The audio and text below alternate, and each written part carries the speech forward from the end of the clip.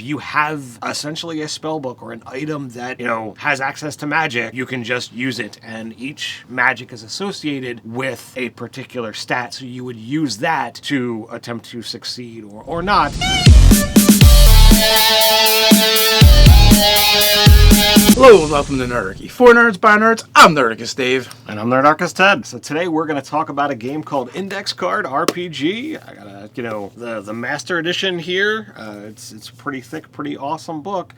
Recommend you check it out. Yeah, that book's like 400 pages or so, right? But it's not a standard sized book. And that's the Master Edition. Yes. But the regular edition is only 159 pages. Yeah, the other one is half the size of this one. So, but this one comes with a whole lot of extra stuff. This was available through the Kickstarter and can still be gotten from Modifius. Over in England, you got to pay a little bit more for shipping if you happen to be here in the States, but well worth it. So Ted, what would you say ICRPG is? ICRPG is a awesome rules-light RPG that allows for quick character creation and in-depth role-playing through multiple genres. Everything from fantasy to sci-fi to Ice Age and everywhere and everyone in between. I've heard Runehammer referred to as a genius when it comes to RPGs. All right, so as Dave kind of pointed out, this is made by Runehammer. You might know him from the YouTubes and interwebs and what have you, published by Modifius, and it's available in 2 iterations, either the regular version that Dave kind of talked about, or this one here, the Master Edition, which comes with a whole lot more,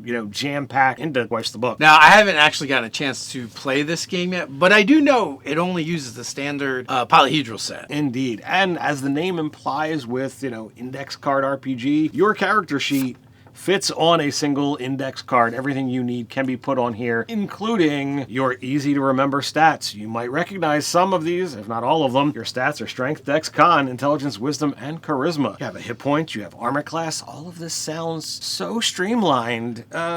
Now, do you use stats in D&D, 3 through 18? Now, with this one, it's pretty easy to deal with. You're going to use your standard polyhedrals. You're still rolling a d20 to try and be successful, but you're going to be associated with those particular stats. So when you're creating your character, you have 6 +1s to distribute however you see fit. Oh, you want to be major buff and put it all into strength, and you're just going to tear through everything. Great, totally doable. Have fun with it. You can do, as I saw, one of the other players when I played, they just look, I want to have the ability to do everything. I'm just dropping +1 down the line, and therefore everything is slightly easier. For me, I was playing a roguelike character, so I put a +3 in Dex, I put a +1 in Intelligence and Wisdom, and because I, was playing a dwarf, I wanted to be hardier, I put a +1 in Constitution. That one didn't really help me out, but it is what it is. It felt right. It felt right. Your basic, things like your unarmed attacks and that kind of stuff are going to do a D4. If you're going to attack with a weapon, it does a D6. If you're going to attack using magic, it does a D10. And if you've done something to cause an ultimate attack, like a crit or something, you're going to roll a D12. Those are your damages. It all fits right on, this little section of your index card. So, Ted, can you tell us about the core mechanics of ICRPG? So with this one, it's very easy, and it's one of the things that makes me really love this particular game, is you have a target, you have a DC, you have a number that is assigned at the start of every session. So for our particular game, our target number was 12. Any task that you were doing, if nothing was told to you otherwise, you had to hit that 12, which meant for my character, if I was doing something Dex related, because I had that +3, I needed a 9 or better on my D20 roll. And I knew as soon as that die stopped moving, whether I was going to be successful or not. But it's a little bit more complicated than that because, number one, that target number can change from session to session, campaign to campaign, depending upon what the DM feels is most fitting for the particular story. But more so than that, you also have an easy task and a hard task. So, very simple, you have your target number. If something is easy, just subtract 3. All right, for that, that game that we played, your easy task would be having to hit a 9, but that hard task is going to have to hit a 15. And when you're doing something in life, whether this is something that, I got this. Things are easy.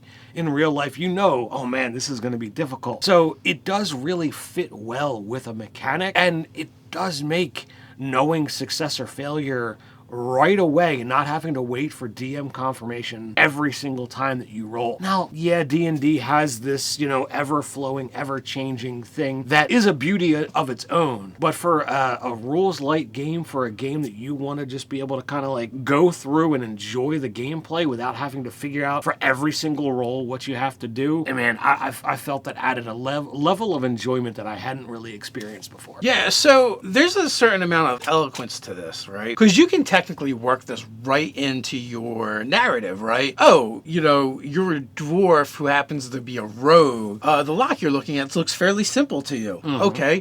And the GM could have just coded into the language, right? Absolutely. Oh, that standard 12 is a 9. Or, oh, you know what? This is a master lock made by a master crafts person. This is one of the best locks you've ever seen, which means it's going to be a hard task, right? Absolutely. And then if the language is neutral, it would just mean it's a standard task, right? So the GM could kind of code the wording, as long as the players know what those cues are. Right. I think after a few sessions, you'll start picking up on that, maybe even in the first session. Fairly easy, especially if the GM explains, I'm going to kind of use words like simple, easy, or hard, or difficult, or, exceptional, or rare. And when you hear those kind of languages, add or -3. Right. And those things would allow you to actually stay more in the narrative and less in the mechanical, and could, really intensify the experience or keep the immersion factor high. So some fun facts, about this, and this is, kind of written on the back of the book. It's a full-blown D20 system tested by thousands worldwide. It's a do-anything, fast-friendly rule set you've been looking for. It comes with 5 full worlds in the Master Edition. That's fantasy, sci-fi, Weird West, Ice Age, and supers. All the maps, lore, and detail you need to go deep. So there's a lot jam-packed into this particular edition of the book.